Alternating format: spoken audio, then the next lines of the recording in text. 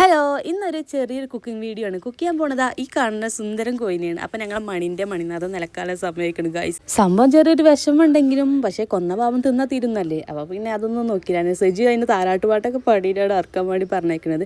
അങ്ങനെ അതിനെ നമ്മൾ ഇക്കാൻ്റെ വണ്ടിയിൽ വെച്ച് ഞങ്ങൾ തൊട്ടടുത്ത ചിക്കൻ സ്റ്റാൾക്ക് പോയി അതിനെ അറുത്ത് കൊണ്ടുവരാൻ. നമ്മളെ കാക്കുവാണെങ്കിൽ നല്ല ക്യൂരിയോസിറ്റിയിലാണ് ആൾ ഇറക്കാൻ കൊണ്ടുപോകണമൊക്കെ നോക്കുന്നുണ്ട്. അങ്ങനെ നമുക്ക് സാധനം കെട്ടി നമ്മൾ തിരിച്ച് വീട്ടിൽ തന്നെ പോവാണ്. അങ്ങനെ നമ്മൾ വീട്ടിലെത്തിനു. ആദ്യം തന്നെ പാത്തുമ്മാനി കാക്കൂന് ടെസ്റ്റിംഗ് ഒക്കെ കഴിഞ്ഞു. പിന്നെ അവിടെ അതിന് ചൂടുവെള്ളത്തിൽ മുക്കാൻ വേണ്ടിയിട്ട് വെള്ളമൊക്കെ വെച്ചിരുന്നു. അപ്പോഴാണ് നമ്മൾ വലിയപ്പോൾ കുറച്ച് മാങ്ങഞ്ചിയും കൂവയൊക്കെ പറിച്ച് വലിയമാൻ്റെ കൈ കൊടുത്ത് അത് ഇതാക്കിയത്. നമ്മൾ പഴയ തറവാടാണല്ലോ.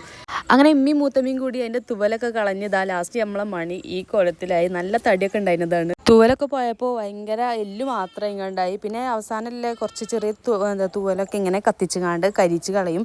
അങ്ങനെ കുക്ക് ചെയ്യാൻ വേണ്ടിയിട്ട് ഇന്നെയാണ് ഏൽപ്പിച്ചത്. ഇതിക്കാണെങ്കിൽ കൂടുതൽ ചെറുള്ളി ചെറിയ ജീരകം ഒക്കെ ഇട്ടുങ്ങാണ്ട് അത്ര വെക്കണ്ടേ. അപ്പോൾ ഞാൻ ആദ്യമായിട്ടാണ് ഈ നാടൻ കോഴി വെക്കുന്നത്. പിന്നെ ഇന്നത്തെ ഈ ചിക്കൻ വെക്കലിന് ഒരു ബാക്കിലൊരു സ്റ്റോറി കൂടി ഉണ്ട്. ഞാൻ പ്രസവിച്ച് നടന്ന സമയത്ത് എനിക്ക് നാടൻ കോഴിനെ കഴിക്കാൻ തന്നിട്ടില്ല എന്നുള്ളൊരു സങ്കടം ഉണ്ടായിരുന്നു. കുറേ ആൾക്കാർക്ക് ഇങ്ങനെ മരുന്നൊക്കെ കഴിക്കാണ്ട് കൊടുക്കുമല്ലോ. പക്ഷെ അന്ന് എനിക്കത് കഴിക്കാൻ പറ്റാത്തൊരു സിറ്റുവേഷൻ കൂടിയായിരുന്നു. അതുകൊണ്ട് ഇപ്പോൾ എനിക്ക് കുറച്ച് ചെറിയ ജീരകം ചെറുള്ളി ഉലുവ അങ്ങനത്തെ കുറച്ച് സംഭവങ്ങളൊക്കെ ഇട്ടിട്ടാണ് ചിക്കൻ നമ്മൾ ഇന്ന് ഉണ്ടാക്കിയിരിക്കുന്നത്. ഡെലിവറി കഴിഞ്ഞാൽ ഇത് കഴിക്കണത് നല്ലതാണെന്നൊക്കെ കേട്ടിരിക്കണം. എനിക്ക് ആ സിറ്റുവേഷനിൽ കഴിക്കാൻ പറ്റാത്തതായതുകൊണ്ട് നമ്മളെ ആഗ്രഹം ഇപ്പോൾ 3 വർഷത്തിന് ശേഷമാണ് തീർക്കുന്നത്. അപ്പോൾ ഇന്നത്തെ വീഡിയോ ഇത്രേ ഉള്ളൂ. അപ്പോൾ ഓക്കെ, ബൈ.